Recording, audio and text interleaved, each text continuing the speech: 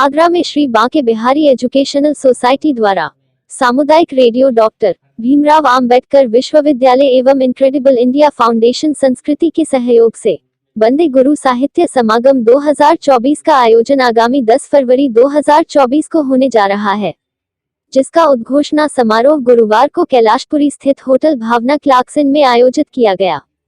वंदे गुरु साहित्य समागम 2024 की आधिकारिक घोषणा मुख्य अतिथि इनक्रेडिबल इंडिया फाउंडेशन संस्कृति चेयरमैन पूरन डाबर ने मंच से उद्घोषणा कर की।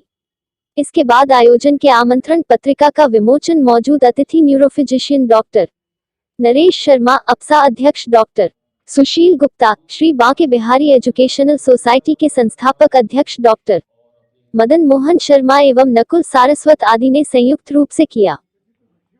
इंडिया फाउंडेशन और बांके बिहारी सोसाइटी और आगरा डॉक्टर अंबेडकर भीमराव विश्वविद्यालय का जो सामुदायिक रेडियो है, उसके संयुक्त तत्वाधान में 10 फरवरी को दोपहर 2 बजे से एक हिंदी समागम होने जा रहा है, जिसमें हिंदी के गुरुओं को सम्मानित भी किया जाएगा और भारत की जो भाषा है, कहीं ना कहीं आज जो इसमें हीन भावना भर दी गई है, उस हीन भावना से सबको निकल कर के आना है। कोई भी देश कभी भी किसी दूसरे की भाषा में विकसित हो नहीं सकता।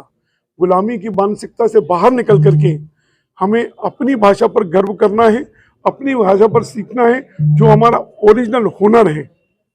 न केवल अंग्रेजी की डिग्री लेकर के हमको आगे बढ़ना है, बल्कि अपने हुनर को लेकर के आगे बढ़ना है। और आपकी शिक्षा जो है, हमारी शिक्षा हमारे कार्य को व्यवस्थित करने के लिए है, न केवल एक अंग्रेजी जानने के लिए, अंग्रेजी पढ़ करके अंग्रेजी जानने के लिए। ऐसे लगातार प्रयास हो रहे हैं कि देश जिस गति से विकास की ओर बढ़ रहा है, विकसित देशों की ओर बढ़ रहा है, हम समझते हैं कि बिना हिंदी के प्रोत्साहित हुए, बिना हिंदी पर गर्व किए हुए हम विकसित नहीं हो सकते। तमाम ऐसी संस्थाएं जो आज भी पढ़े लिखे लोग उन्हीं को समझती हैं जो अंग्रेजी जानते हैं। यही तो ऐसे लोगों के लिए यही बड़ी विडंबना है कि अंग्रेजी भाषा सिर्फ एक संपर्क का साधन होती है, एक बातचीत का साधन होती है, अपनी बात वहां तक पहुंचाने का साधन होती है। भाषा कोई नॉलेज नहीं होती। अंग्रेजी का जानने वाला भी उतना बहुत सारी बातों से अनभिज्ञ हो सकता है जितना किसी और भाषा के जानने वाला। भाषा एक अपनी भाषा में हम जितनी जल्दी समझ सकते हैं, जितना बेहतर समझ सकते हैं, उतना किसी दूसरे की भाषा में नहीं समझ सकते, क्योंकि हम उसी में स्वप्न देखते हैं, वही हमारी माँ ने सिखाई है, वही उसी में हम पढ़े बने हैं। तो उसी में ही अपने हुनर को सीखा जा सकता है, अपनी शिक्षा को सीखा जा सकता है, उसी में समझा जा सकता है। इसी उद्देश्य को लेकर के लगातार आगरा में ऐसे प्रयास हो रहे हैं कि हिंदी के प्रति जो हीन भावना अभी तक भरी गई है, उससे बाहर निकाला जाए। ठीक है, कैसे मिलेगा? डॉक्टर सुशील गुप्ता, निदेशक यूथ पब्लिक स्कूल। हिंदी हमारी मातृभाषा है और अब जब से मोदी जी ने इसको आगे बढ़ाने का सोचा है, मुझे पूरी उम्मीद है कि आने वाले समय में हमारी राष्ट्रभाषा को पूरा सम्मान मिलेगा।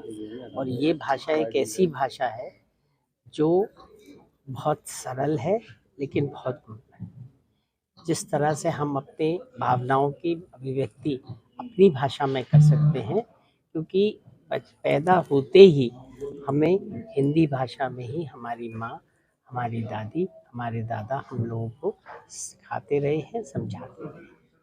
मुझे पूरी उम्मीद है कि इस तरह के जो कार्यक्रम 10 फरवरी को हो रहा है इनक्रेडिबल इंडिया और बांके बिहारी के तत्वाधान में, इस तरह से हिंदी की भाषा को बहुत प्रबल मिलेगा और आने वाला समय वो दूर नहीं है जो हमारी ही भाषा पूरे संसार में बोली जाएगी। शिक्षण संस्थानों का दायित्व होता है। जहाँ तक शिक्षण संस्थानों का सवाल है, शिक्षण संस्थान ऑलरेडी हिंदी में वो एक मीडियम जरूर हो गया है, लेकिन उसके साथ साथ अब सब कार्य हिंदी में होने लग गए हैं।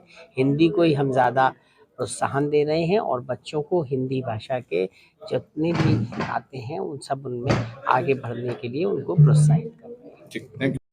तो मेरा यही संदेश है कि हमारा जो राष्ट्रभाषा है हिंदी है, सभी देशों में अपनी अपनी भाषाओं को सब लोग प्रमोट करते हैं। हम लोग हिंदी भाषी देश हैं, फिर भी हम इंग्लिश को या बहुत सारी जो लैंग्वेज है उनको प्रमोट करते हैं।